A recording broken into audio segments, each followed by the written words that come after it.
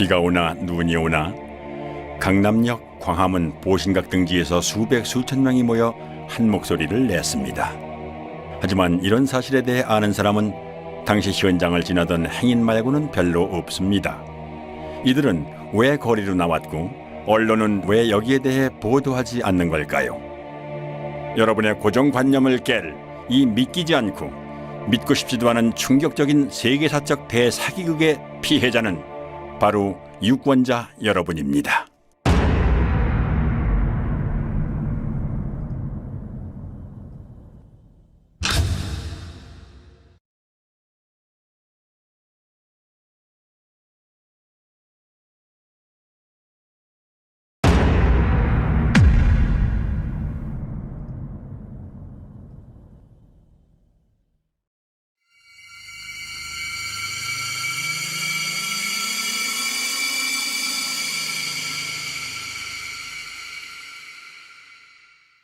총선을 1년 앞둔 시점, 대통령 선거에서 우리가 재집권을 함으로써 앞으로 100년 한반도 평화를 가져오는 이 발언이 있고 3개월 뒤 더불어민주당의 싱크탱크인 민주연구원의 양정철 원장이 중국 공산당 중앙당교와의 협력 방안을 논의하기 위해 3박 4일 일정으로 중국을 방문했습니다.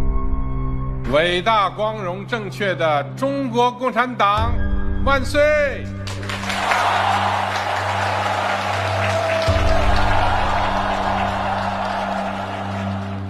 그는 자유민주주의와 프롤레타리아 일당 독재 체제 사이에 어떤 공유할 만한 가치가 있다고 판단한 걸까요? 중공중앙당교와 협약을 맺은 다음 날 그는 심천으로 날아가 천재 프로그래머들이 즐비한 세계적인 IT 기업 텐센트를 찾아갑니다. 4.15 총선 한 달 전 전문가 11명의 예측 결과 민주당의 승리를 점친 전문가는 5명, 당시 야당인 통합당의 승리를 점친 전문가 역시 5명, 판단 유보가 1명이었을 정도로 예측 결과는 백중세였습니다. 선거 닷새 전 저는 하여튼 범진보 180, 민생당까지 다 합쳐가지고 비례를 받는 경우에 그것이 불가능한 것은 아니다. 이렇게 보고 있습니다. 와. 선거 하루 전 유시민의 발언을 의식한 탓일까요? 이근형은 지역구 목표를 130석 플러스 알파라고 밝히고 유시민이 말한 180석을 꿈의 숫자라고 표현합니다. 저희가 쉽게 예측하기는 어려운데 지역구에서는 130석 정도를 어느 정도 안정적으로 확보할 수 있지 않나. 그리고 거기에 이제 플러스 알파를 좀 기대하고 있습니다. 180석이라고 하는 것은 저희 입장에서는 굉장히 한마디로 꿈의 숫자입니다. 한마디로 꿈의 숫자입니다. 저도 과거에는 부활못이었어요. 저도 이제 특별감찰관실이나 그 국회 부의장실에서 부정선거 제보나 이런 것들을 접한 적이 있습니다. 그런데 그때는 이상한 사람들이다. 말도 안 되는 그런 거를 이렇게 가져오냐라고 해가지고 사실 제대로 살펴보지도 않았어요. 그냥 부활못이었죠. 그런데 이제 선거 모의 소송을 하게 되고 증거 보전을 하게 되고 이 부정선거의 증거들을 보면 볼수록 심각한 부정선거가 있었던 거예요. 4월 15일 제21대 국회의원 선거일 출구조사 결과가 발표됩니다. 예상 외의 압승에 어안이 방방했던 걸까요? 민주당은 패한 쪽이라고 봐도 될 정도로 경직된 분위기입니다. 이근형 역시 환희에 찬 승자의 모습과는 거리가 있습니다. 민주당은 예상을 훨씬 뛰어넘어 그 꿈의 숫자를 현실로 만듭니다. 선거 다음 날 아침 이근형은 SNS에 전략기획팀의 예측이었다며 광역별 판세라는 표를 올렸는데 큰 논란이 일자 바로 삭제합니다. 그 표에는 지역별 예상 득표와 함께 비례대표 17석을 뺀 실제 민주당의 지역구 획득 의석수와 정확히 일치하는 163이라는 숫자가 적혀 있었던 것입니다. 특히 괄호안의 사전투표 보정값이란 표현은 시뮬레이션을 통해 사전투표를 조작한 값이 아니냐는 의심을 불러일으켰습니다. 실현 불가능하다던 꿈의 숫자를 그는 왜 예측이라고 하며 갖고 있었을까요? 더불어민주당이 미래통합당을 누르고 압승했습니다. 민주당은 지역구와 비례대표 의석을 모두 합해서 전체 의석의 5분의 3인 180석 선을 넘겼습니다. 16년 만에 단독 과반을 차지한 것을 뛰어넘어서 사실상 개헌을 제외한 거의 모든 안건을 단독으로 처리할 수 있게 됐습니다. 유례 없는 공룡 여당이 탄생한 겁니다. 반면 미래통합당은 비례정당까지 합해서 개헌 저지선인 101석을 턱걸이로 방어하는 참패를 당했습니다.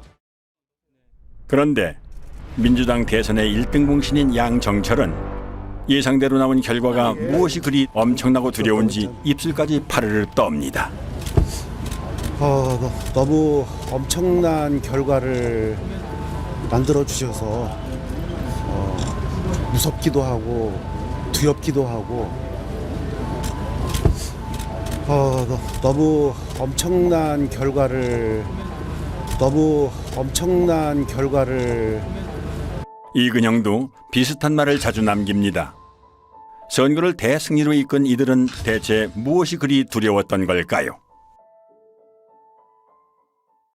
저도 선거를 한 30년 이상 분석을 했지만 이렇게 압도적으로 여당이 승리할 거라는 거는 전혀 예측 못했습니다. 예. 투표는 크게 선거일 전에 하는 사전투표와 선거일 당일에 하는 당일투표로 나누어지지요. 그런데 선관위에서는 투표소 내의 모든 CCTV를 가리도록 규정하고 있습니다.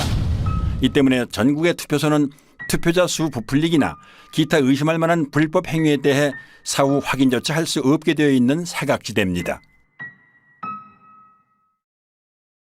2018년 지방선거와 2020년 국회의원 선거의 투표자를 비교해 볼까요? 당일 투표자는 고작 13만여 명 늘어난 반면 사전투표자는 무려 310만 명이라는 기형적인 증가를 보입니다. 당일 투표자가 1%도 안 되게 늘어난 반면 사전 투표자는 36% 가까이 증가한 것입니다. 여기에 선관위가 발행한 유권자 의식조사는 의미 있는 방증을 하나 더 제공해 줍니다.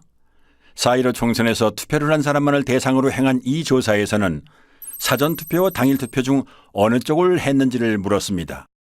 이런 문항은 정치 성향과 무관하고 굳이 허위로 답할 이유가 없으므로 신뢰도가 높다고 할 수 있습니다. 공식 개표 결과에서는 사전투표 비율이 40%대였지만 설문조사에서는 고작 29%밖에는 안 됩니다. 여기서 당일 투표자 수는 상대적으로 덜 조작됐을 것으로 추정되므로 실제 투표자 수와 차이가 없다고 가정할 때 당일 투표를 한 1,724만여 명이 전체 투표자의 70.9%이므로 전체 투표자의 29.1%를 차지하는 사전 투표자 수는 1,174만여 명이 아니라 707만여 명이 나옵니다. 무려 466만여 명, 65.9%가 부풀려졌다는 얘기가 됩니다. 한편 부천 신중동 사전투표소의 투표자 수는 18,210명이었습니다. 이는 평균 4.7초당 1명이 투표했음을 의미하는데요. 코로나 때문에 발열 체크, 장갑 착용 등의 추가 절차까지 있던 상황임을 고려할 때 과연 가능한 투표 속도였을지 의문스럽습니다. 게다가 사전투표소는 당일 투표소보다 훨씬 적어 비율로는 당일 투표소가 4곳일 때 사전투표소는 1곳꼴이었습니다. 사전투표소보다는 당일 투표소가 집 가까이에 있을 확률이 훨씬 높죠. 따라서 부득이한 경우가 아니라면은 집 근처에 당일 투표소를 놔두고 굳이 먼 사전투표소까지 찾아가는 고생을 사서 할 사람이 얼마나 될까요? 그것도 코로나가 한창인 시기에 말이죠. 이쯤 되면 투표소의 CCTV를 가린 여러 이유 중에는 실제 투표하러 오는 인원수를 파악하지 못하도록 하기 위함도 있지 않았을까 의심이 됩니다. 총선 직후 투표지를 삼립방 상자로 운반하는 장면이 포착돼 논란이 일기도 했습니다. 가능성은 크게 두 가지입니다. 다량의 가짜 투표지 혼입으로 인한 상자 부족 또는 가짜 투표지를 채워놓은 상자. 어느 쪽이든 삼립방 상자가 직전 총선에 비해 3배 가까이 비상식적으로 증가한 사전투표자와 연관이 있다는 사실만은 분명합니다. 표 부풀리기는 실물뿐만이 아니라 디지털로도 이루어집니다. 수상한 정황은 충남 부여에서 목격됐습니다. 당시 현장의 개표 참관인들은 다음과 같이 진술합니다. 1번에 기표한 투표지가 지나치게 많이 남았는데 재분류를 하면 역전됐다. 2번 후보표는 재확인용으로 많이 분류됐다. 주로 사전투표지에서 그런 현상이 발생했다. 개표 사무원은 참관인들의 항의에 못 이겨 전자개표기와 연결되어 있는 노트북을 재부팅하고 개표기를 리셋했습니다. 그러자 1번 후보표가 많이 나왔던 처음 결과와는 상반되게 2번 후보표가 많이 나온 것입니다. 이런 이유 때문에 부자랄들은 투표지 분류기라는 용어 대신 전자개표기라는 용어를 사용합니다. 상당히 저조해요. 전반적으로 지금 개표가 어떻게 진행되고 있습니까? 최첨단 전자개표기 960대를 도입하여 960대의 그 전자개표기가 투표지를 분류하면 2002년 도입 당시 자랑스럽게 불리던 전자개표기라는 명칭은 슬그머니 바뀝니다. 멀쩡한 전자개표기를 투표지 분류기라고 부르는 건 법률상 전자개표기는 재보궐, 지자체 선거 등 작은 규모의 선거에만 쓰도록 현행법이 정해져 있기 때문에 전국 규모의 선거에도 전자개표기를 쓸 경우 불법이 되므로 굳이 투표지 분류기라고 부르는 것입니다. 그런데 비례대표 선거를 수개표했음에도 불구하고 개표 시간은 이전 총선에 비해 불과 1시간 36분, 20.4%밖에는 늘어나지 않았습니다. 투표자 수가 19.2% 증가한 점을 감안하면 수개표와 별반 차이가 없습니다. 대체 무엇 때문에 쓰는 기계인지 의문스럽습니다. 참고로 2024년 총선에는 길이 47cm의 투표지까지 사용할 수 있는 신형 전자개표기가 도입됩니다. 전자개표기를 이용한 미심쩍은 조작 방법은 또 있습니다. 투표지를 분류할 때 전자개표기와 연결되어 있는 노트북 화면에서는 투표지가 한 장씩 스캔됨을 확인할 수 있는데요. 무작위로 섞여 있는 투표지에서 한 후보의 표만 계속 나올 수는 없으므로 정상적인 상황이라면 기표 도장이 이렇게 왔다 갔다 해야 됩니다. 그런데 잠시 후 민주당 후보의 표만 계속 스캔되는 믿지 못할 광경이 목격됐습니다.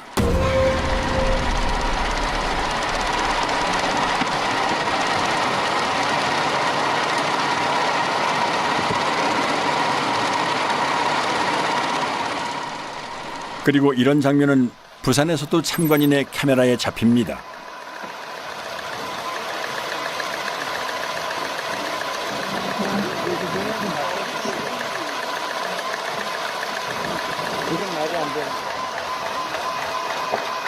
이제 하체계부가 들어가. 골라놓은 거야. 선별을 해놨나 봐요.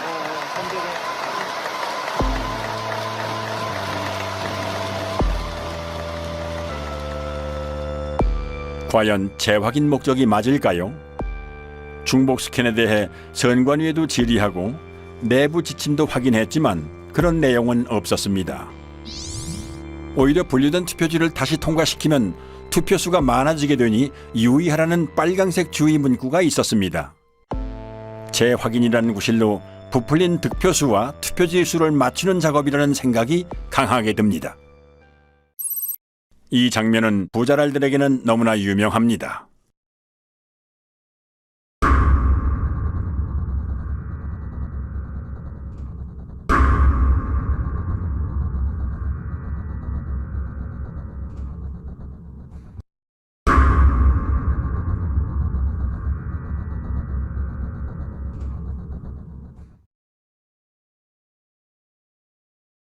그리고 이 개표소에서는 빳빳한 투표지, 이른바 신권 투표지도 목격됩니다. 투표 사무원 손 타고 투표함에 넣을 때 접히고 접히지 않더라도 안에서 하중에 눌리고 개표소 테이블에서 눌리고 이리저리 휩쓸리고 개표 사무원 손까지 타는 투표지가 이렇게 흐트러짐이 없이 신권 지폐 같을 수가 있을까요? 이 밖에도 곳곳의 개표소에서는 전혀 접힌 흔적이 없는 역대 최장의 비례대표 사전투표지와 롤 용지로 출력되므로 절단면이 매끈할 수밖에는 없음에도 불구하고 절단면이 거친 관외 사전투표지 다발 등 상식적으로 납득할 수 없는 투표지들이 목격됐습니다. 전북 전주에서는 교부된 투표용지 수보다 투표함에 넣은 투표지 수가 10장이 더 많이 나온 해괴한 일도 있었습니다. 해명할 방법이 없는 선관위는 이 어처구니 없는 숫자를 지금까지도 홈페이지에 그대로 게재해 놓고 있습니다. 이렇게 부풀려진 표는 선거 직후 가장 뜨거운 이슈였던 사전투표와 당일투표 간의 비상식적인 괴리를 만들어냈습니다. 2016년 총선 서울 지역의 히스토그램을 살펴보죠. X축은 사전투표 득표율에서 당일투표 득표율을 뺀 차이를 나타냅니다. 즉, 사전투표 득표율이 당일투표 득표율보다 크면 양수이므로 0을 기준으로 오른쪽, 사전투표 득표율이 당일투표 득표율보다 작으면 음수이므로 0을 기준으로 왼쪽에 위치하게 됩니다. 그리고 Y축은 음면동의 숫자를 나타냅니다. 파랑색인 민주당과 빨강색인 새누리당이 중앙에 0쪽으로 몰려있음을 알 수 있습니다. 사전투표와 당일투표의 차이가 크지 않다는 의미입니다. 그럼 2020년 4.15 총선 때의 그래프를 볼까요? 좌우가 대칭된 데칼코마니입니다. 민주당은 모두 양수 쪽에 있으므로 모든 지역에서 사전투표 득표율이 당일 투표보다 더 높았다는 의미이고, 반대로 통합당은 모두 음수 쪽에 있으므로 모든 지역에서 사전투표 득표율이 더 낮았다는 의미입니다. 민주당은 10%포인트 이상 높은 곳이 대부분이고, 통합당은 반대로 마이너스 10%포인트보다 더 낮은 곳이 대부분입니다. 정의당이나 국가혁명배당금당, 무소속이 중앙에 집중되어 있는 것과 대조적입니다. 조작이 주로 민주당과 통합당을 대상으로 행해졌음을 알 수 있습니다. 수백만의 인구가 4년 만에 행한 투표 결과가 이렇게 판이할 수 있을까요? 이번에는 지도로 한 번 살펴보지요. 사전투표 득표율에서 당일투표 득표율을 뺀 차이가 민주당은 플러스 20% 쪽으로, 통합당은 마이너스 20% 쪽으로 확연히 갈립니다. 어떻게 이렇게 상반될 수 있을까요? 코로나로 외출을 꺼리는 마당에 오히려 사전투표율이 사상 최고를 기록하고 28년 만에 최고 투표율을 기록한 점도 의아하지만, 수십, 수백 명도 아니고 수천만의 인구가 일사불란하게 집단행동을 해서 일방적으로 민주당 지지자들만 사전투표에 몰렸다는 점은 쉽게 납득이 가지 않는 부분입니다. 부부층들은 말합니다. 사전투표에 적극 참여하는 청년층 중에는 민주당 지지자 비율이 높기 때문에 사전투표는 민주당이 유리하다고 말이지요. 그러나 이것은 엄연한 거짓 정보입니다.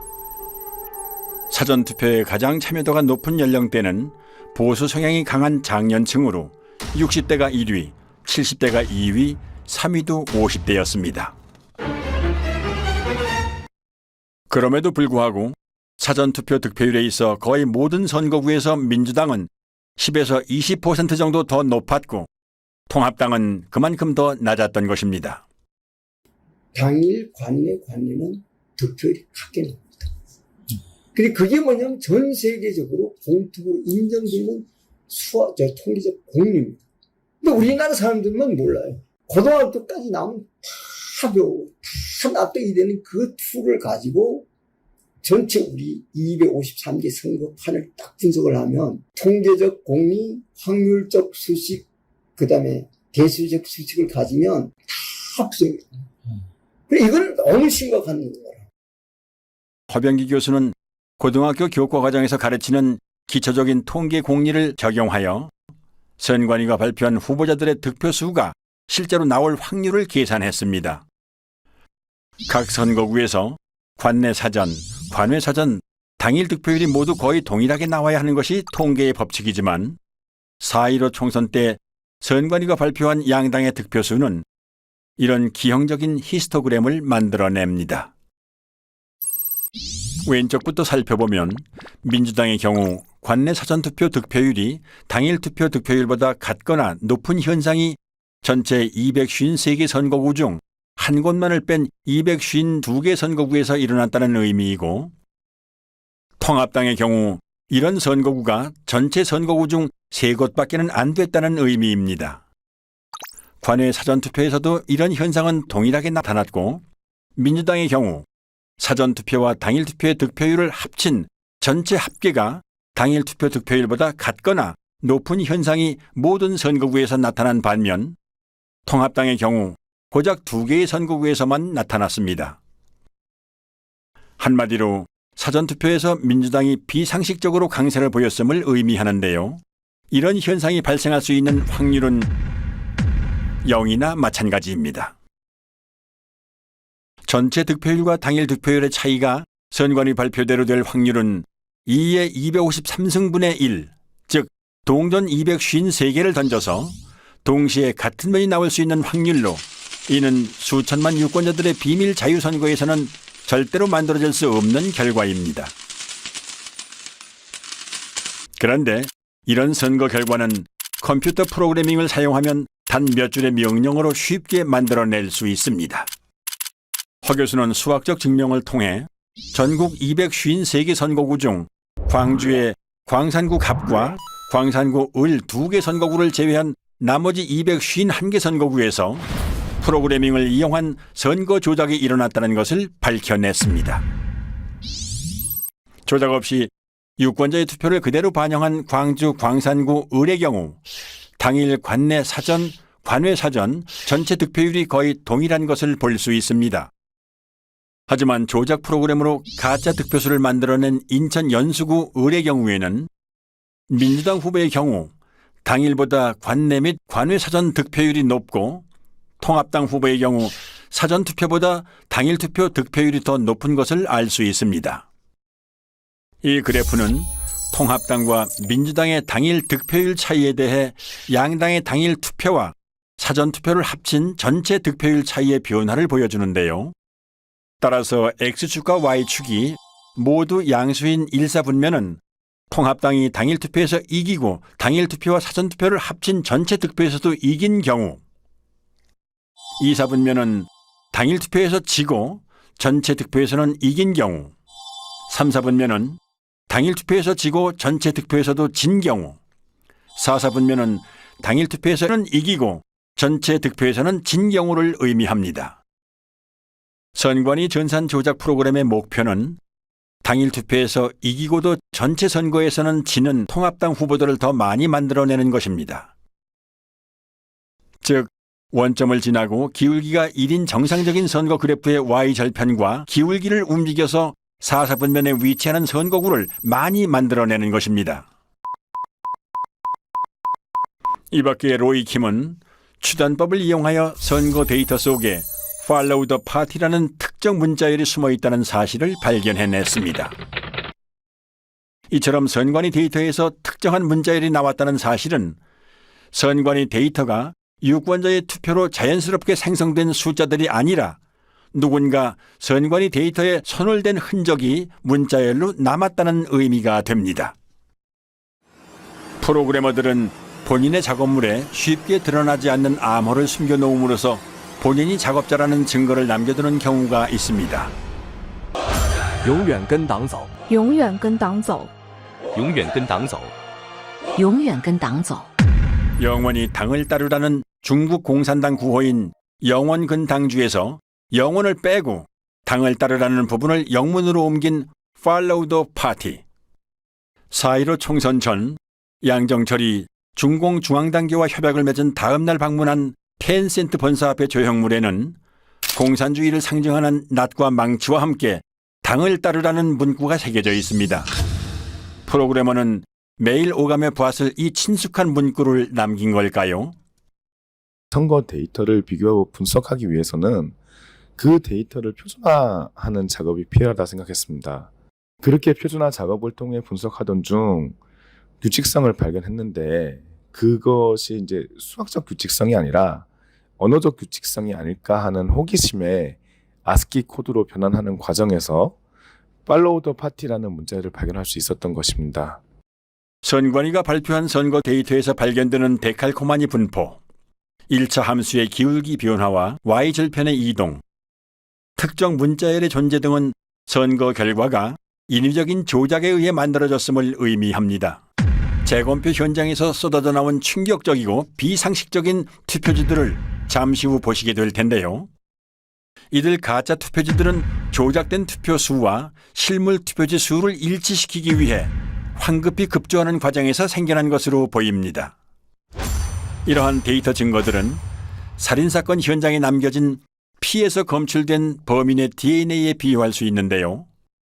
살인사건의 DNA는 국과수의 포렌식을 통해 범죄자를 찾아낼 수 있습니다. 그렇다면 부정선거의 DNA로 범행을 밝힐 수 있는 방법은 무엇일까요? 우선 유권자가 실제로 투표한 실물 투표지 수를 선관위가 발표한 가짜 투표수와 대조해보는 방법이 있습니다. 이는 재검표를 통해 가능하죠. 개표 현장에서 신권처럼 빳빳한 투표지나 측면끼리 붙어있는 투표지가 목격된 것으로 보아 개표 이전 또는 개표 중에 가짜 투표지들이 투입된 정황이 있습니다. 하지만 실시간으로 실물 투표지를 투입하여 그 숫자를 선관위 발표 숫자와 정확하게 맞추는 것은 불가능에 가까운 일입니다. 따라서 전산 조작을 밝혀낸 전문가들은 후보자의 재검표 신청에 의해 투표함 보존이 결정된 선거구의 경우 투표함 전체가 바꿔치기 될 수 있다는 추측을 하기도 했습니다. 아니나 다를까 투표지가 보존되기 전, 심지어는 대법원의 투표지가 보존된 이후에도 투표함 전체가 가짜 투표지들로 통과리가 되었다는 사실이 재검표에서 확인됐습니다. 그 물증들을 잠시 후에 보실 수 있습니다. 그렇다면 이제 커다란 의문이 남습니다. 선거일에 내가 행사한 한 표는 지금 어디에 있는 것인가? 내 지역구에서 당선된 국회의원은 내가 직접 뽑은 게 아니라 선관위 컴퓨터가 뽑은 가짜란 말인가? 유권자의 입장에서는 당연히 이런 심각한 질문을 던져볼 수밖에는 없습니다. 한편 부정선거 범죄의 DNA를 확인할 수 있는 또 다른 방법은 선관위 서버를 포렌식하는 것입니다. 선관위가 발표한 선거 데이터에는 가짜 득표수를 만들어낸 통계적 증거가 남고 서버의 로그 파일에는 그 조작 프로그램을 운영한 흔적이 남기 때문입니다. 선관위는 재검표가 있기 전 추석 연휴를 틈타 서버 이전을 시도했습니다. 모든 서버는 전원을 켜고 끈 기록, 외부로부터의 접속 이력이나 사전 투표용지 발급 이력, 데이터베이스 수정 이력에 이르기까지 컴퓨터가 관여한 모든 사건을 자동으로 남기도록 설정되어 있으므로 가히 핵심 증거라고 할 수 있습니다. 그런데 데이터를 새 서버로 옮김으로써 이 모든 기록을 없애버릴 수 있는 것입니다. 비유를 하자면 휴대폰을 교체할 때 사진이나 연락처만 옮기고 운영체제 업데이트 이력이나 통화 이력 등은 옮기지 않는 것과 마찬가지인 거죠. 한마디로 디지털 포렌식이 불가능해지는 것입니다. 선관위는 서버 교체는 아니라며 보도자료까지 배포하지만 이미 신뢰를 잃은 선관위의 말을 곧이곧대로 믿는 건 어리석은 선택입니다. 이에 인천 연수구을 민경욱 후보의 재검표 소송을 맡은 변호인단은 중앙선관위 서버에 대해 증거 보존을 신청하지만 기각됩니다. 기습적인 이전 시도를 알아차린 시민들은 선관위 관악청사 앞에서 경찰과 밤새 대치하며 서버 이전을 막기 위해 필사적으로 저항하지만 역부족이었습니다.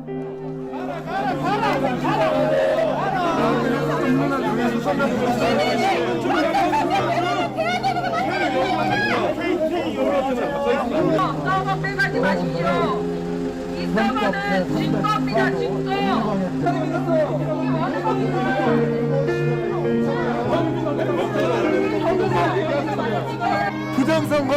부정선거를 밝히라는 국민들 체포해가고 있습니다.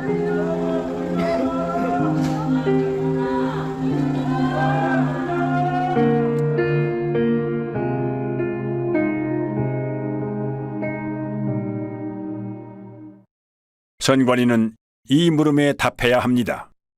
부정선거 범죄의 DNA가 어떻게 선관위가 발표하는 선거 데이터에 남게 되었는지, 우리 유권자들이 던진 진짜 투표지들은 지금 어디에 있는지, 포렌식의 핵심 증거가 되는 선관위 서버는 왜 빼돌렸고 지금 어디에 있는지, 만일 선관위가 이실직고하지 않는다면 수사를 통해 부정선거 범죄자를 검거하고 진실을 밝혀내야 합니다.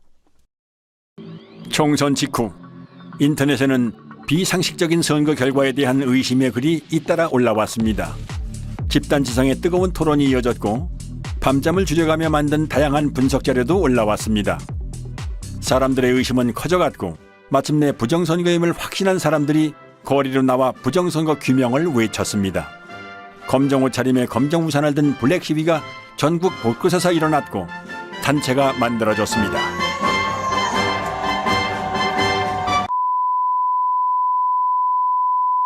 그러나 일부 군소 언론과 소수의 유튜브 채널만이 제 목소리를 낼 뿐 절대 다수의 언론 매체들은 침묵했습니다. 오히려 나무위키 같은 좌편향 사이트나 일부 언론은 음모론으로 폄훼하기까지 했습니다. 진중권은 부정선거 의혹을 제기하는 사람들을 정신병자 취급했습니다. 아군에게 총구를 겨누는 사람도 있었습니다. 광주 사태 북한군 600명 투입설과 사전투표 조작설은 국가기관의 판단을 부정한다는 공통점이 있습니다.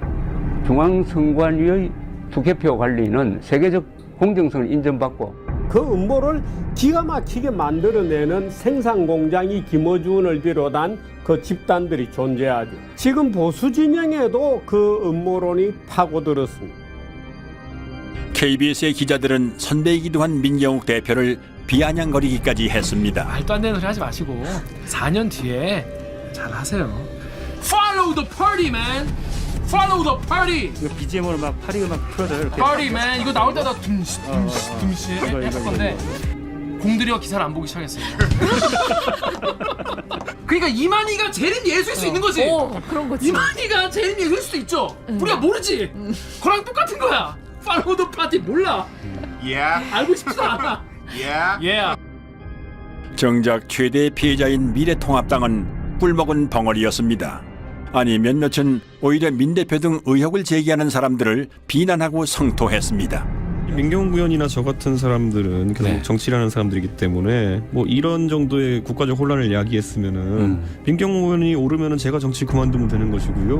뭐 제가 오르면 민경욱 의원이 좀 여기 좀 정치적인 책임을 지셔야 되지 않나 이런 생각이고, 같은 동료 국회의원이 국제 사기꾼이 되는 이런 현상에 대해서는 묵과해서는 안 된다. 조직적인 부정선거를 계획을 했다면 이런 얼빵한 증거를 일부러 남겨두겠냐. 그리고 등에 칼을 꽂았습니다.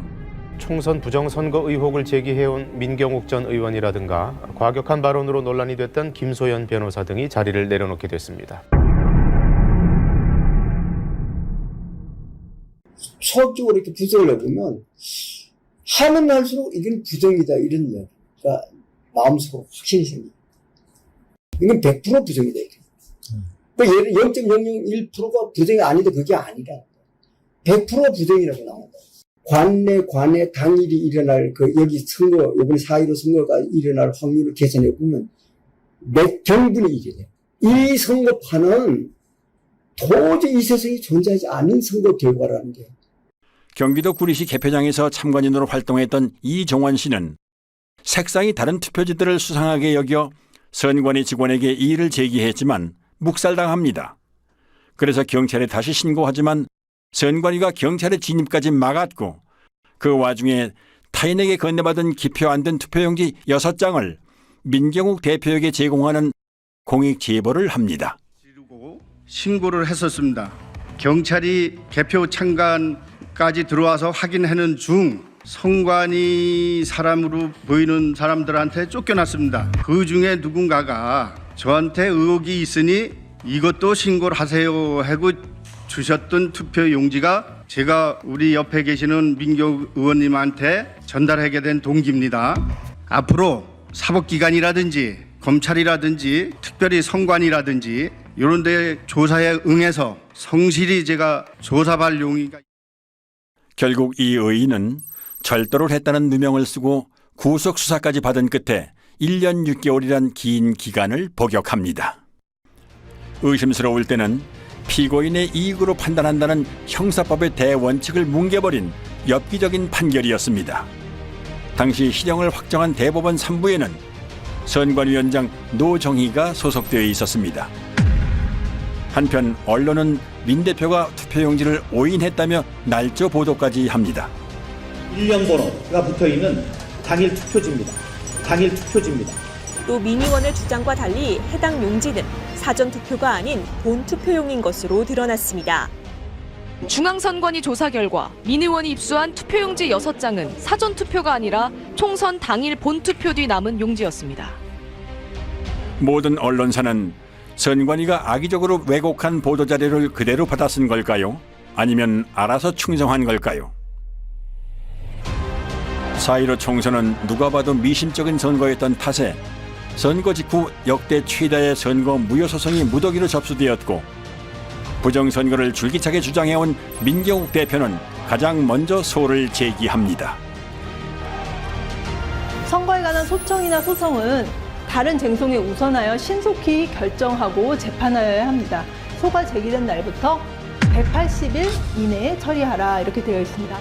하지만 대법원은 처리 기한을 4배 이상 훌쩍 넘긴 800여일 만에야 이 소송을 처리합니다. 중앙선거관리위원회는 선의의 피해자인지 아니면 부정선거의 주범이며 공범인지 국민들이 지켜볼 것입니다. 근데 많은 사람들이 공감을 안 하는 게 문제예요. 지금이 어떤 시대인데 이랬단 말이에요. 얼마든지 내년에도 또 신청을 해보겠어요. 해가지고 제가 교육을 시키고 싶어요. 사전투표 절대로 해서는 안 되고. 기다리고 기다리던 인천 연수구 5일 재검표가 소를 제기한 지 1년도 넘어 마침내 열립니다. 황당하게도 대법원은 사진과 동영상 촬영을 허용하지 않거나 극도로 제한합니다. 선관위는 투표지 이미지 파일 원본은 없다며 사본을 제출합니다. 투표지 이미지 파일이란 투표지가 전자개표기를 통과할 때 스캔되면서 저장되는 파일로 원본 파일을 확인해야만 진위 확인이 가능합니다. 사본에는 이미지 생성 시간 등의 핵심 정보가 없기 때문입니다. 그러므로 사본을 제출한 자체가 파일이 조작된 것임을 자인하는 셈이었습니다. 그런데 다행히도 중국 또는 다른 어디에선가 급조됐으리라 추정되는 투표지들은 품질이 조악하다 못해 엉망이었습니다. 투표관리관 도장의 빨간 잉크가 일장기처럼 원형으로 뭉개져 글자를 제대로 알아볼 수가 없는 이른바 일장기 투표지가 나왔고, 지역구 투표지 하단에 비례대표 투표지 일부가 인쇄된 배춧잎 투표지도 나왔습니다. 프린터에서 롤 용지로 출력하는 사전 투표지에서는 절대 나올 수 없는 측면끼리 붙은 자석 투표지. 아니 동영상 촬영이 되나? 네네네. 제가 그 권한을 아 그래? 계속 촬영 중이에요. 됐습니까? 이거 안 띄워진다. 어머나 이게 뭐야? 안 띄워진다 이거. 접촉면을 자세히 한번 찍어볼게요. 이게 어떻게 붙어 있는지. 이렇게 하니까 떨어지네. 비지미 또는 이발이라고 불리는 재단 잔여물을 달고 있는 투표지.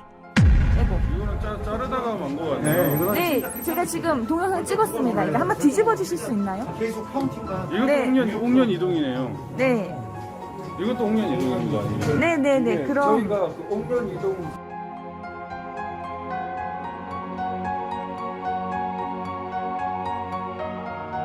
인쇄소에서 쓰는 접착제인 머리풀, 일명 댄너리풀이 측면에 붙어있는 투표지와 이 접착제가 투표지 면에 묻어 서로 들러붙은 투표지. 댄너리풀 맞습니다. 그래서 이게 한번 뜯어봅니다. 네, 뜯어볼게요.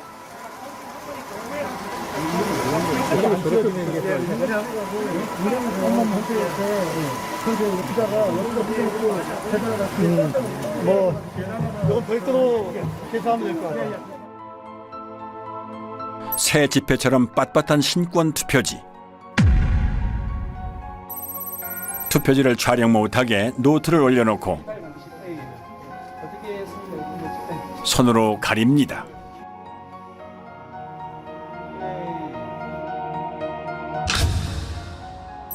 한쪽 여백이 아예 없는 것으로도 모자라 기표란 일부가 잘려나간 투표지, 테이프로 보수한 투표지, 스캔한 투표지를 다시 인쇄한 흔적. 재검표 현장은 그야말로 엽기적인 투표지의 전시장이었습니다.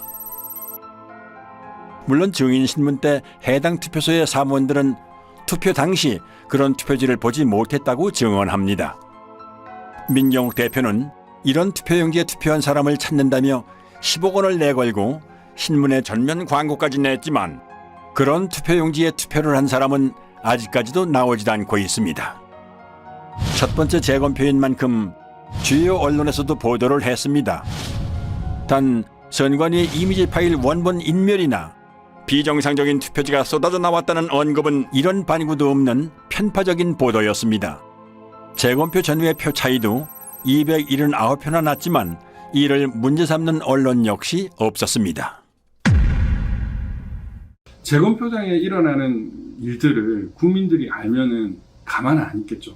재검표장에서 무수히 나온 가짜 투표지들을 보면 부정선거가 없었다라고 생각할 수가 없습니다. 투표함을 개봉을 하는데 특히 사전투표함을 개봉만 하면 정말 이것은 희상천외한 이상투표지들이 쏟아졌단 말입니다.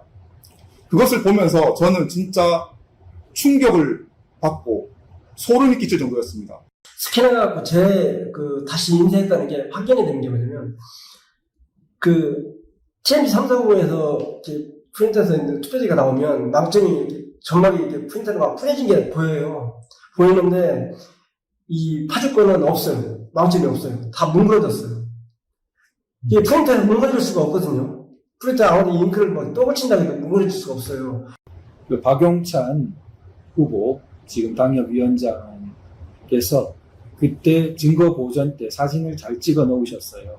그래서 휴대폰에 그 사진을 선명하게 보관한 후에 이렇게 칭칭 감고 도장을 찍고 한 모습을 사진을 잘 찍어 두셨던 겁니다.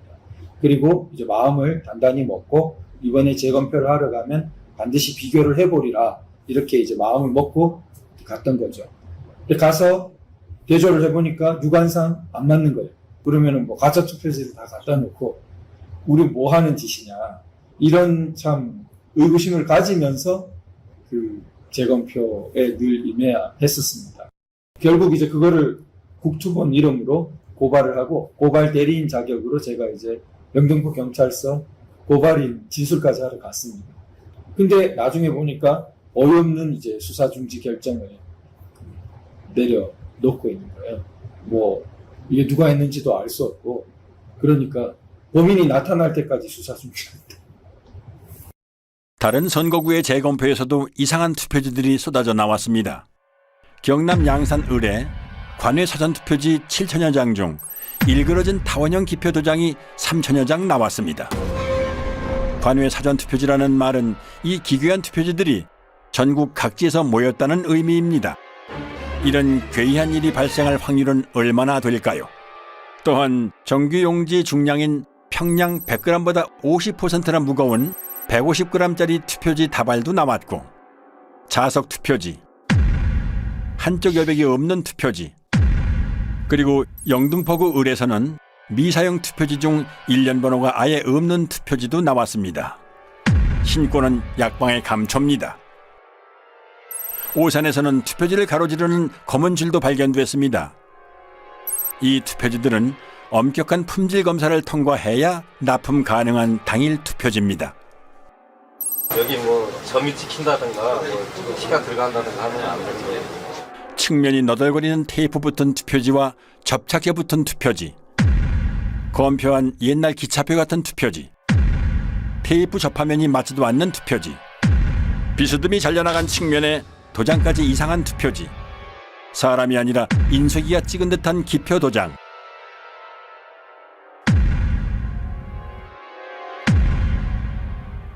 측면에 붙어있는 머리풀, 누더기 투표지, 투표관리관 도장이 없는 투표지도 발견됐습니다.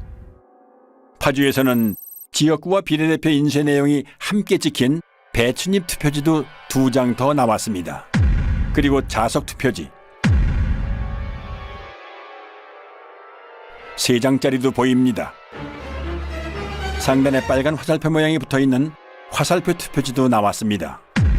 안 나오면 섭섭한 신권 투표지, 한 장씩 절취하여 교부하는 일련 번호를 한꺼번에 여러 장 자르다 만 투표지, 새 종이 같은 빳빳함은 차치하고 이런 잔여물이 롤 용지에서 나올 수 있나요? 여기에 투표용지는 분류 시 종이가 걸리는 것을 방지하기 위해 종이가 접힌 후 원 상태로 회복하는 기능이 적용된 특수 재질을 사용하고 있습니다. 접힌 자국이 없는 투표지가 돈다발처럼 묶여 다량 발견된 것이 선거 결과 조작의 증거는 될 수 없습니다. 선관위의 궤변대로라면 이런 투표지들은 모조리 가짜 투표지가 되겠군요. 주요 물증에 대한 보충 설명입니다. 화살표 투표지는 QR코드가 있으므로 사전 투표지입니다. 사전 투표용지는 롤 용지를 사용해 출력하지요. 롤 끝에는 용지가 풀리지 않도록 고정하는 스티커를 붙여놓는데 이 부분이 그대로 사용된 것입니다. 얼마든지 재발급이 가능한데 굳이 이런 투표용지를 교부할 사무원이 있을까요? 일장기 투표지는 투표관리관이 선수 도장을 날인하는 당일 투표지입니다. 관리관이 사용하는 도장은 잉크가 내장돼 있어 인주가 불필요한 만년 도장인데요. 아마도 사용법을 모르고 인주를 묻혀 찍는 바람에 일장기에 붉은 원처럼 도장이 뭉개진 투표지입니다. 참고로 일장기 도장은 송도 이동 제6투표구의 총 투표지 1974장 중 1000장 이상이 나왔습니다. 1000장을 날인하려면 무려 6시간이나 걸리는데요. 물론 그 긴 시간 동안 그런 도장을 찍은 사람도 그런 투표지에 투표를 했다는 사람도 나타나지 않았습니다. 정상의 투표용지라면 좌우 여백이 균등해야 합니다. 선관위가 팩트체크라는 이름으로 올려놓은 영상부터 보시죠. 투표용지의 좌우 또는 하단 여백이 불균형하게 인쇄된 투표용지가 발견됐다는 의혹이 일면서 이게 유조 투표지 대량 인쇄의 증거라는 주장이 있었는데요. 대법원은 투표용지 발급기에 장착된 라벨 프린터에 종이를 정렬하는 가이드의 위치가 잘못 설정되었거나 공급용지를 한쪽으로 치우치게 투입하거나 커팅되면서 좌우 또는 상하 여백이 다른 투표용지가 생성될 수 있다고 판단했습니다. 투표지 위조는 없었다. 선거 이슈 팩트체크였습니다. 선관위 직원들은 선거 여러 날 전에 투표용지를 모의 출력해보고 사전투표 전날에도 최종적으로 모든 프린터에서 모의 출력을 실시하여 이상 유무를 점검한 뒤 프린터를 봉인합니다. 그리고 사전투표 당일 아침 봉인을 제거한 후 그 설정 그대로 사용합니다. 게다가 모든 투표용지의 폭은 100mm 불변이므로 위치를 한 번 설정해 놓으면 가이드에는 아예 손을 댈 필요가 없습니다. 그런데 이런 투표지가 나올 가능성은 얼마나 될까요? 그리고 이 프린터는 이렇게 소형 라벨까지 출력하기 때문에 좌우가 1mm만 틀어져도 불량품이 될 수 있으므로 가이드가 움직이지 않도록 고정해주는 레버가 있습니다. 올리면 풀림 상태, 내리면 잠금 상태가 되지요. 그런데 선관위는 여기 한술 더 떠 아예 레버를 글루건으로 고정을 시켜놓고 사용해왔음이 확인됐습니다. 레버 위에 반투명한 물질이 접착제입니다. 조금 전 선관위의 해명 동영상에도 레버 위에 접착제가 확인됩니다. 아무리 좌우 여백을 다르게 찍고 싶어도 찍을 수 없는 프린터를 가지고 그런 어이없는 여백 불량 투표용지를 찍어냈다고 사기를 친 겁니다. 더욱이 제조업체 매뉴얼에는 노랑 부분이 인쇄 영역이고 좌우 여백이 각각 2mm라고 명기되어 있습니다. 실제로 투표용지의 가장자리에는 바탕색이 인쇄되어 있지 않음을 알 수 있습니다. 그렇다면 이런 투표용지는 대체 어디에서 어떻게 찍어낸 걸까요? 그럼 마지막으로 배춧잎 투표지 선관위 영상부터 보시죠. 지역구 사전투표용지 하단에 비례대표 사전투표용지 내용 일부가 인쇄돼서 마치 배춧잎처럼 보이는 투표지가 발견되었고 이게 대량 유조 투표용지 투입의 증거라는 주장이 있었습니다. 이때 지역구 투표용지가 완전히 배출되지 않은 상태에서 투표용지를 받기 위해 출력 부분에 손을 대고 있는 경우 지역구 투표용지가 안쪽으로 밀리면서 하단의 비례대표 투표용지 내용의 일부가 겹쳐서 출력될 수 있다는 사실이 대법원 재판 감정 과정에서 확인됐습니다. 그리고 이건 선거 무효소송 때 선관위 측에서 재연 가능하다면서 제출한 영상입니다.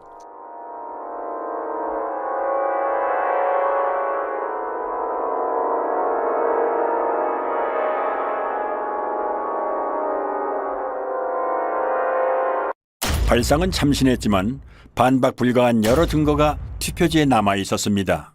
선관위에서 사용하는 사전투표용지 발급기는 앱손사의 3색 잉크젯 프린터입니다. 잉크젯 프린터는 헤드가 좌우로 움직일 때 헤드에 달린 노즐에서 서너 가지 색의 잉크가 일제히 분사되어 색을 만들어내지요. 반면 가짜 투표지 인쇄에 쓰인 인쇄기는 순서에 따라 한 색상씩 개별적으로 찍어냅니다. 즉, 잉크젯 프린터는 여러 색을 동시에 찍어내지만 인쇄기는 색상별로 차례대로 찍어낸다는 커다란 차이점이 있는 것입니다. 옅은 색으로 인쇄된 파랑, 노랑, 녹색 부분이 보이시죠? 비례대표 투표용지 색상인 녹색은 파랑과 노랑이 섞여 만들어지는 색이죠. 그런데 이 투표지의 파랑과 노랑은 왜 서로 다른 위치에 찍혀 있을까요? 앞서 설명드린 대로 잉크젯 프린터로 녹색을 출력하려면 파랑과 노랑을 동시에 동일한 위치에 분사해야 하므로 이 투표지에서처럼 두 색상이 각기 다른 위치에 찍히는 일은 결코 일어날 수 없습니다. 즉, 이 파랑과 노랑은 인쇄소 인쇄기에서 파랑을 먼저 찍어낸 후에 노랑을 찍어내는 과정에서 발생한 흔적으로 인쇄소에서 찍어낸 가짜 투표지라는 결정적인 증거가 되는 것입니다. 또한 국회의원 선거 투표라는 글자가 곡면을 따라 인쇄된 것도 원통을 사용하는 인쇄기 인쇄의 흔적입니다. 평면으로 배치된 잉크젯 프린터의 노즐에서는 일직선으로 배열된 글자가 곡면으로 출력되는 일은 일어날 수 없습니다. 그리고 국회의원 선거 투표라는 글자 아래에 선거 투표라는 글자가 중복으로 인쇄되어 있습니다. 희미하게 보이는 노란 글자까지 치면 최소 3개입니다. 게다가 빨간 선관위 청인도 얼핏 보이는 것만 최소 2개입니다. 설마 투표 사무원이 2번 이상 여러 번 갖다 댔다고 하지는 않겠지요. 또한 한국경제당 아래에 위치한 친박신당이 더 위에 찍힌 것도 설명할 수 없는 부분입니다. 참고로 이런 인쇄 분량은 인쇄 중 찢긴 용지 일부가 원통에 달라붙은 것을 모르고 계속 작업할 때 일어나는 현상입니다. 사실 배춧잎 투표지의 증거는 이것 하나만으로도 충분합니다. 투표용지 출력에는 낱장이 용지가 아니라 이어져 있는 롤 용지를 사용하므로 앞에 투표용지가 절단되는 순간 다음 투표용지는 이미 상당 부분 인쇄를 마친 상태가 됩니다. 즉, 지역구 투표용지가 배출될 때 비례대표 투표용지 가장 윗부분의 선거명과 청인은 이미 인쇄를 마친 상태인 것입니다. 이 영상을 한번 보시죠. 선거용지 2장을 받으면 지역구 투표용지 배출에 바로 이어서 비례대표 투표용지가 나오는 모습입니다. 아무리 재빨리 들이민다 해도 비례대표 투표용지 상단부에 선거명과 청인은 찍힐 틈을 허용하지 않습니다. 그러므로 이런 현상은 일어날 수 없는 것입니다. 제가 그랬습니다. 대법관님, 원상회복 종이, 형상기억 종이 선관위한테 좀 가져오라고 해주십시오. 대법관은 세 분한테 법적인 현상으로 가가지고 이건 인쇄해서 재단한 거지 우리 국민들이 찍은 투표지가 아니다라고 이렇게 설명을 했더니 조재현이라는 그 대법관이 안 듣겠다고 고개를 돌려버렸어요.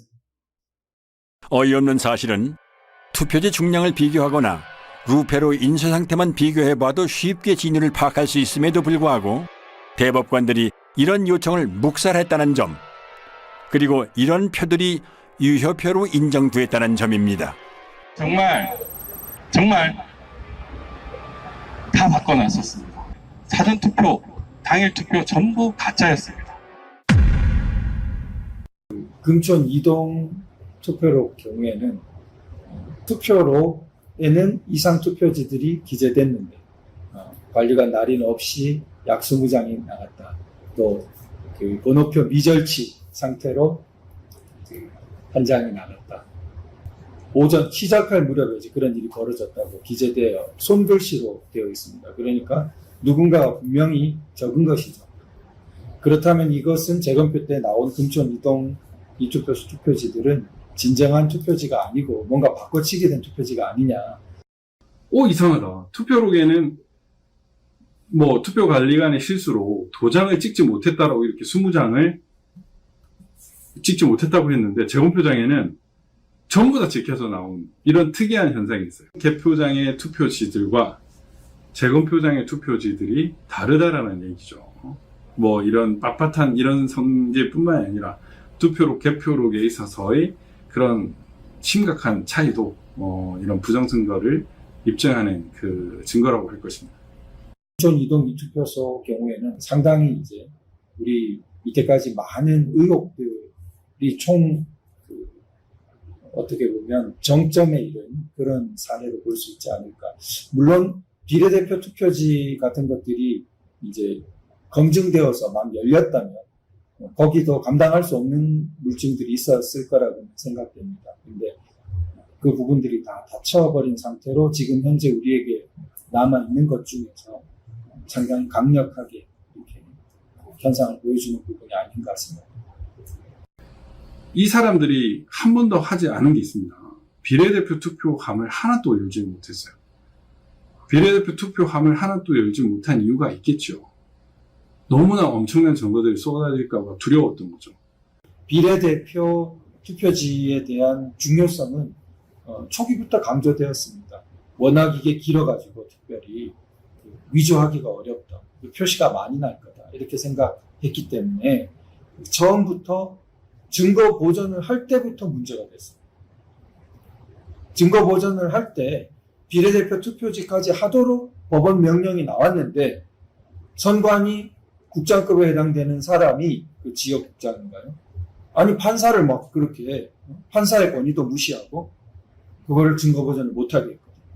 그리고 뒤에 따라가서 했거든요. 이미 뭔가 또 손을 썼겠죠. 아마도. 그러니까 그때부터 벌써 비례대표 투표지가 자기들에게 엄청나게 약점이 있었던 거죠. 비례대표 선거 무효 소송은 3년 만에 재판을 열었는데 그 첫 기일에 모든 증거 신청을 기각하고 바로 변론을 종결하고 선고기일을 잡고 기각 판결을 내렸다는 말입니다. 이런 재판이 있을 수 있습니까? 참고로 자유통일당이 제기한 비례대표 선거 무효소송 주심인 민유숙 대법관은 투표지에 대한 확인은 물론이고 이렇다 할 변론 기회조차 부여하지 않고 서둘러 소를 기각해버리는 불법적인 행보를 보였습니다. 민경호 의원이 연설로 제일 마지막 구판할 때 가가지고 제가 참고인으로 설명을 했는데 제가 그 얘기했어요. 이게 부정이 아니다 그러면 전 세계 고등학교 통계학 책을 다 바꿔야 합니다. 그러나 2022년 7월 28일 인천 연수구울 선거무효소송 판결일 천대엽, 조재현, 이동원은 세계 사법 역사에 길이 남을 최악의 판결로 선거무효소송을 기각하며 사법 정의를 도륙합니다. 그들은 누구나 알아챌 수 있을 정도로 허술한 온갖 물증을 무시하며 칼에 지문을 남길 만큼 어리숙한 범인은 없으므로 칼에 지문을 남긴 자는 범인일 수 없다는 황당한 논리로 선관위를 비호합니다. 선거소송의 피고인 선관위원장이 본인의 사건을 직접 재판하는 것은 모순이고 헌법에 위반됩니다.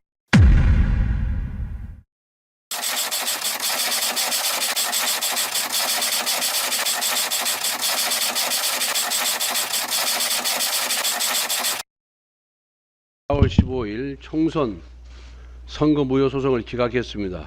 법원의 판단을 존중합니다. 지난 2년간 우리 사회는 부정선거 논란으로 국민적 불신과 갈등이라는 엄청난 사회적 비용을 치러야 했습니다. 그나마 후손들에게 그나마 덜 욕을 먹으려면, 불명예를 회복하려면 지금이라도 양심 선언하고 제대로 재판해야 된다. 그렇게 생각을 합니다. 사전투표지나 당일투표지를 불문하고 모두 다 법원에 제출하기 이전에 선관위가 발표한 후보별 득표수에 맞춰가지고 투표자들이 던진 투표지를 모두 다 파쇄 내지 소각 처리하고 인쇄소에 새로 만든 투표지들을 투입해가지고 법원에 제출했기 때문에 빳빳한 신권다발 투표지라든지 배춧잎 사전투표지라는 이런 부정투표지가 나온 거 아닙니까? 그거를 대한민국의 대법관들이 다 아는 겁니다. 알매도 불구하고 본인들이 그냥 덮기로 결정한 겁니다. 그 판결문에서는 그 본드가 떡칠된 투표지 같은 것은 일체 언급을 하지 않습니다.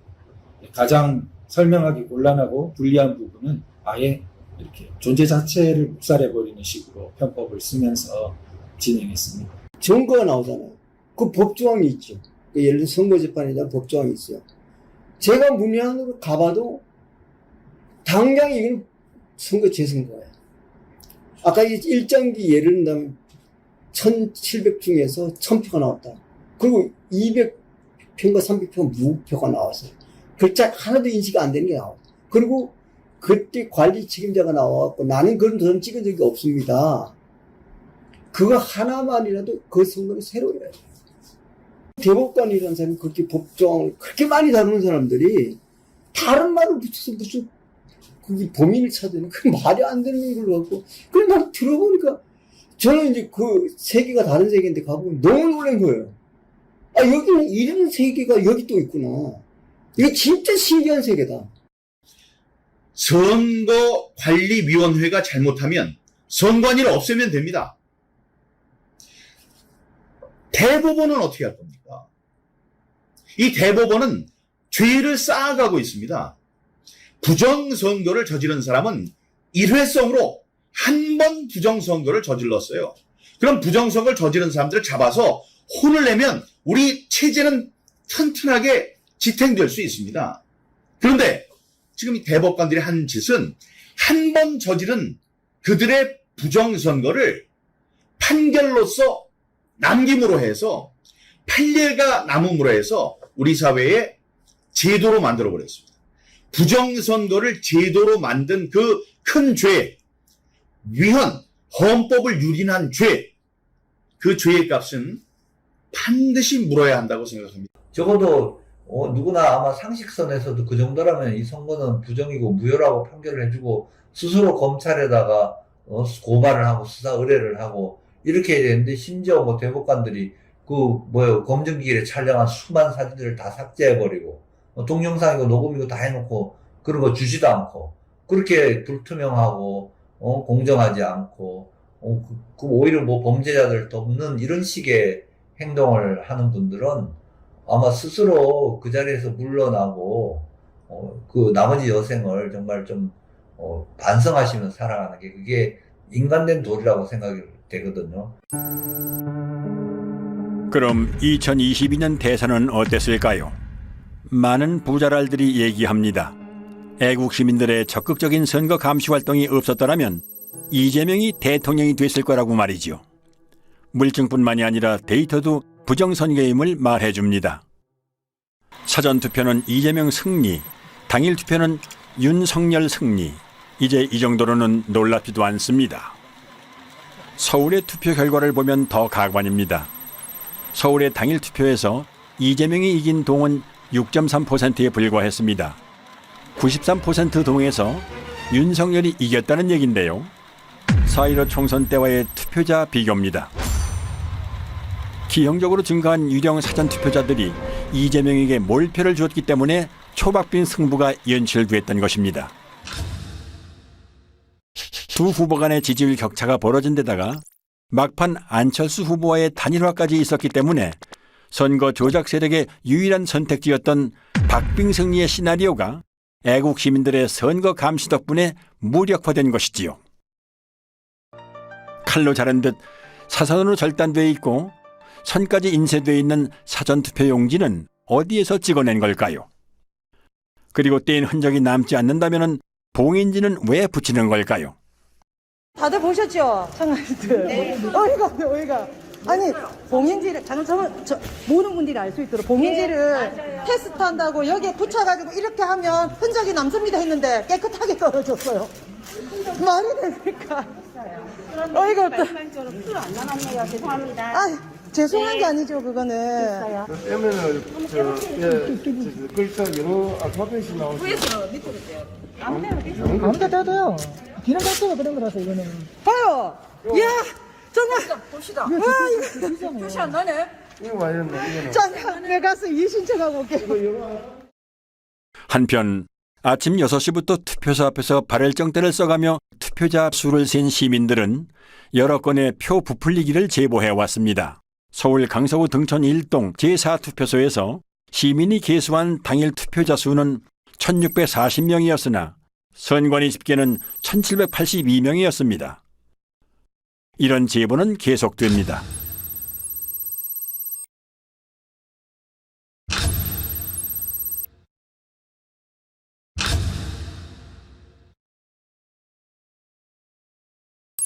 국민의 참정권 유리는 정권이 바뀐 후에도 여전히 계속되고 있습니다.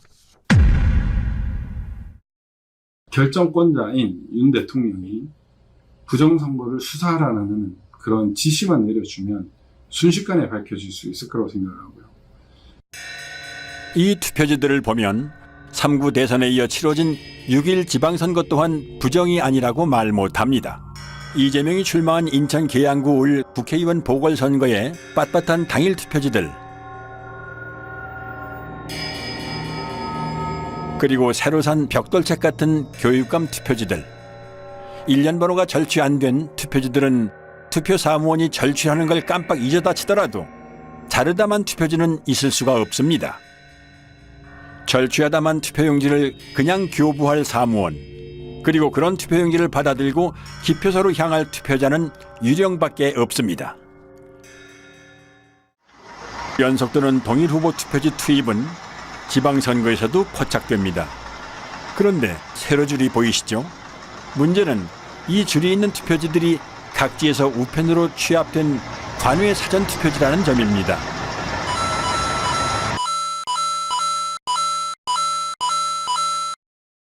눈 깜빡할 사이에 줄이 있는 투표지 10장이 연속으로 지나갔습니다. 경자 위에 희미하게 짧은 줄이 있는 첫 번째 투표지에는 죽전 이동이라고 찍혀 있는 것 같군요. 두 번째, 세 번째, 네 번째 투표지는 정자 이동이 찍혀 있는 듯합니다. 다섯 번째는 서현 일동으로 보이는군요. 여섯 번째 투표지는 판독이 힘든데요. 공주의 옥령동 아니면 진주의 옥봉동일까요? 일곱 번째는 정자 2동, 여덟 번째는 정자 1동, 아홉 번째는 희흥동인가요? 어쨌든 별개의 지역입니다. 마지막 열 번째는 사당 1동처럼 보이는데 정확히 판독은 안 되지만 아무튼 처음 나오는 동입니다. 투표지에 세로줄이 있는 것만으로도 매우 수상한 일인데 각지에서 취합된 세로줄 투표지가 연달아 모여있을 가능성은 얼마나 될까요?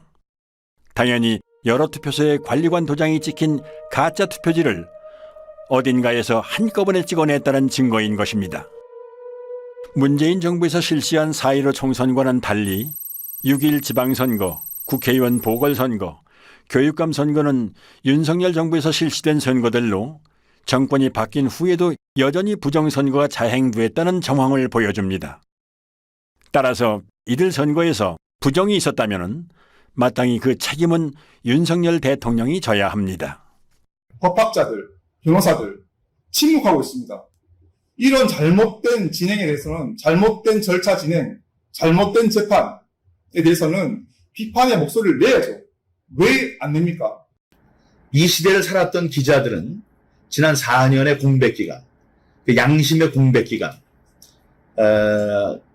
이 사회의 목탁, 무관의 제왕, 칼보다 강한 펜을 휘두르지 못했던 그 자신들의 죄를 앞으로 오랫동안 고백해야 될 겁니다. 이 배춧잎 투표지로 투표한 사람이 존재한다고 가정을 하지요. 선관위는 QR코드 확인을 통해 이 투표지로 투표한 사람이 누구인지를 특정할 수 있습니다. QR코드 맨 마지막 7자리의 일련 번호가 투표자마다 다르게 부여되기 때문이지요. 사전투표소에 들어서서 본인 확인을 하고 투표용지를 발급받는 순간 투표자와 투표용지가 매칭되고 기표된 투표지는 전자개표기를 통과하면서 누구에게 투표했는지가 컴퓨터에 저장되므로 누가 누구를 뽑았는지를 확인할 수 있는 것입니다. 당일 투표지의 경우 일련 번호가 절취된 상태에서 전자개표기를 통과하므로 익명성이 보장되지만 사전투표지의 경우는 일련 번호 즉 QR코드가 붙어있는 상태로 전자개표기를 통과하므로 사전투표를 한 국민의 정치 성향을 선관위가 파악할 수 있는 것이지요. 설상가상으로 여론조사 업체들은 조사 전화번호를 통신사로부터 직접 받는 게 아니라 선관위 산하에 여심위를 통해 받도록 되어 있습니다. 그러므로 사전투표에서 얻은 정보를 이용하여 여론조사 표본을 편집하는 일은 이론적으로 얼마든지 가능합니다. 입맛에 맞게 편집된 여론조사 표본은 조작된 결과를 만들어내고 이에 영향받은 중도층의 민심은 표심에 반영될 수밖에는 없습니다. 여기에 선거 조작이 더해지면 선거 결과는 특정 정당이 유리하고 기타 정당에는 상대적으로 불리하게 나올 수밖에는 없고 이런 악순환은 시간이 흐를수록 고착화할 것입니다. 이렇게 선관위가 제출한 자료를 보면 투표자가 누구였고 그 사람이 몇 시경에 몇 시 몇 분에 투표를 하러 왔고 그 사람의 주소지가 어디고 이런 것들이 딱 적혀져 있습니다. 결국 QR코드와 그 투표 시간을 이렇게 연동을 하게 되면 누구인지를 바로 확인할 수 있는 그런 상황이더라고요. 결국에는 비밀투표 원칙이 위배되고 있다라는 거를 스스로 자인을 했는데 선관위는 지금도 그걸 부정을 하고 있죠. 지금도 이제 만약 공중파 같은 데서 이런 그 사건을 다루고 국민들에게 알린다면 국민들이 저는 가만히 있지 않을 거라고 생각됩니다. 언론은 선관위의 조작 결과를 무비판적으로 수용하고 재검표에서 쏟아져 나오는 온갖 물증이나 대법관들의 만행을 철저히 외면함으로써 대중의 눈을 가렸습니다. 정치인은 또 어떤가요? 부정선거라 할지라도 나만 당선되면 국가의 존립, 국민의 주권은 내 알 바 아니라는 태도로 침묵, 방관하고 심지어 부정선거를 밝히려는 국민들의 노력을 무시하고 조롱해온 자들은 앞으로 영원히 권력의 무대에서 퇴출되어야 합니다. 한편 헌법과 법률을 수호해야 할 책임이 있는 대법관들은 누가 봐도 뻔한 부정선거 범죄의 증거를 묵살하고 법률로 정해진 재판 절차를 그들 스스로 위반하며 오히려 선관위를 비호함으로써 공정한 재판관이 아닌 선관위의 변호인 노릇을 했습니다. 수사를 통해 그들의 헌법과 법률 위반 행태를 반드시 밝혀내고 법적, 도의적 책임을 물어야 합니다. 만약 선관위의 범죄에 대해 내부 직원이 양심 선언을 했더라면 상황은 어떻게 변했을까요?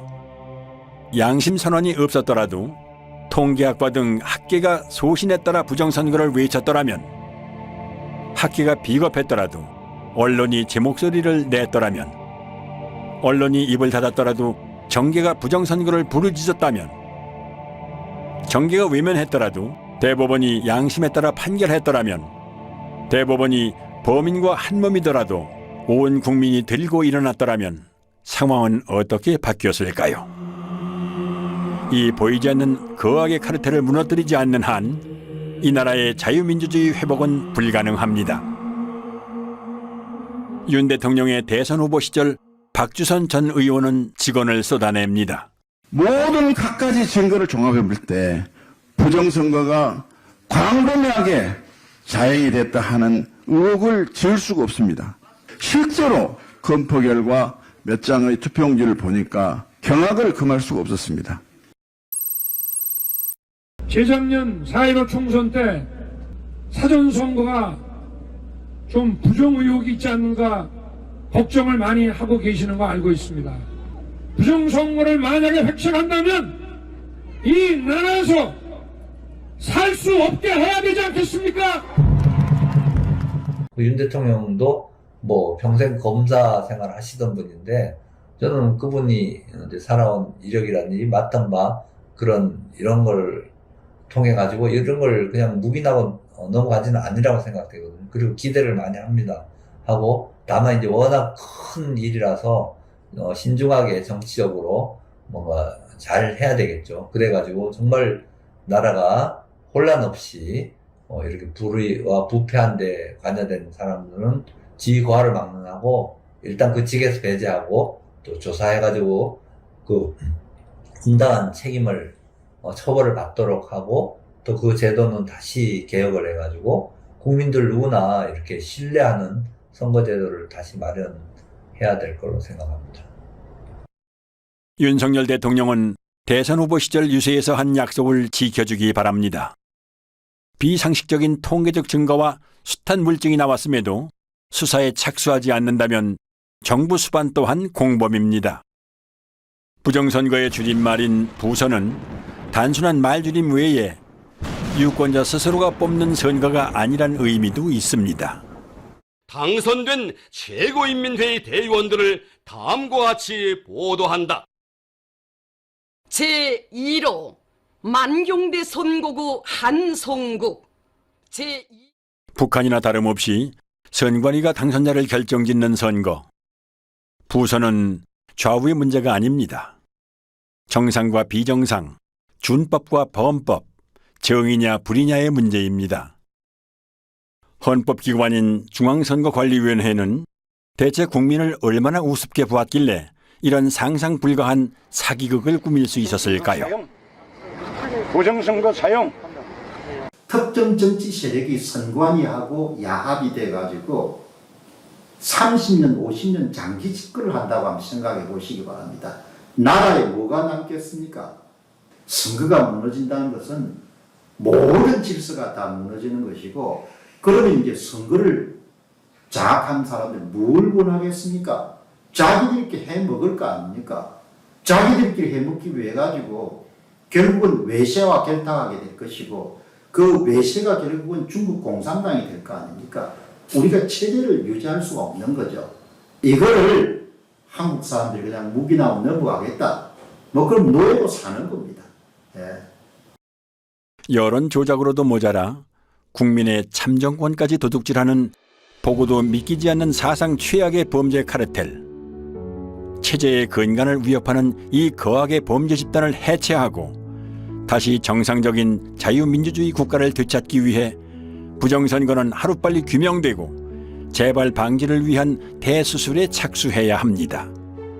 1960년 3.15 부정선거에 분노한 중고등학생, 대학생들이 정확히 한갑자를 돌아 60년의 세월이 흐른 2020년 힘들게 지켜온 자유민주주의가 무너질지도 모른다는 위기감에 또다시 거리로 나오셨습니다. 백발의 등도 굽었지만 나라를 염려하는 뜨거운 마음만은 60년 전 그대로 간직한 채 거리로 나오셨습니다. 이제는 60여 년 전 거리로 나온 청년들에게 빚을 갚아야 할 때입니다. 4.15는 발음나는 대로 의미를 부여한다면 이렇게 쓸 수 있습니다. 역사상 으뜸가는 오점, 영원히 지워지지 않을 커다란 오점이 남았습니다. 세상은 부정선거 같은 일이 어떻게 있을 수 있느냐는 듯 마냥 평화로워 보이지만 지금 우리가 살고 있는 곳은 국민 주권을 유린한 거악의 부정선거 카르텔이 국회의원을 만들고 대통령을 만드는 끔찍한 독재 국가입니다. 나는 헌법을 준수하고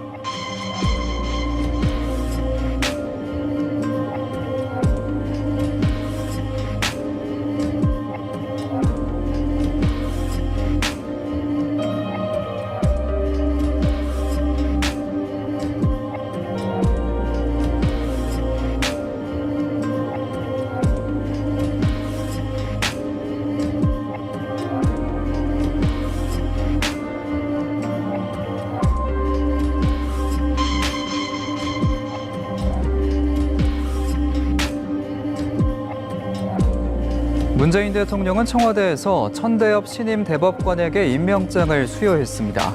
문 대통령은 환담에서 평생을 모범적으로 살아온 법조인이자 사법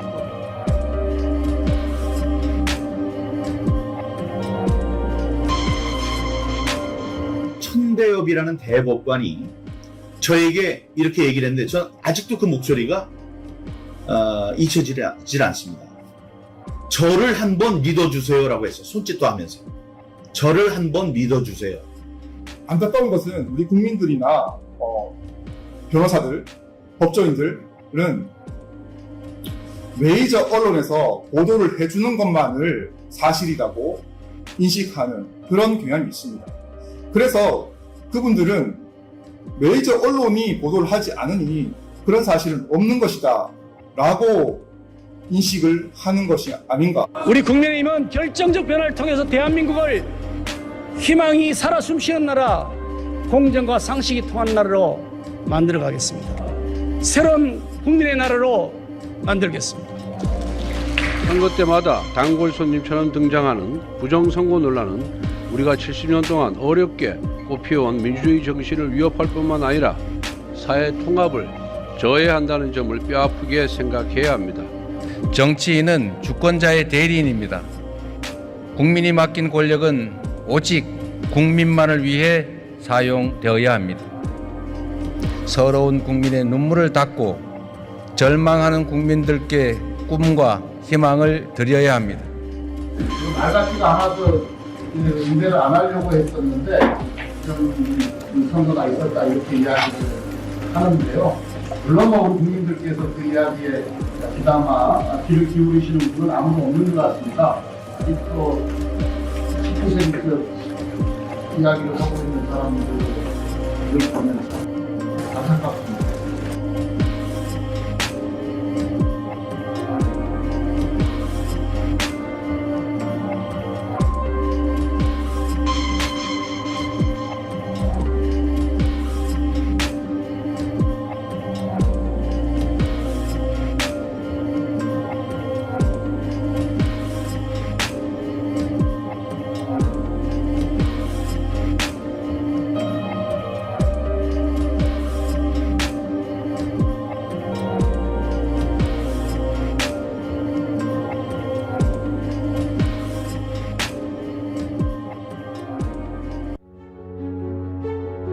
수사를 통해 부정선거의 진상을 규명하고 관련자를 처벌하고 잘못된 선거 제도를 뜯어고쳐 우리의 권리를 되찾고 나라를 바로 세울 것인가?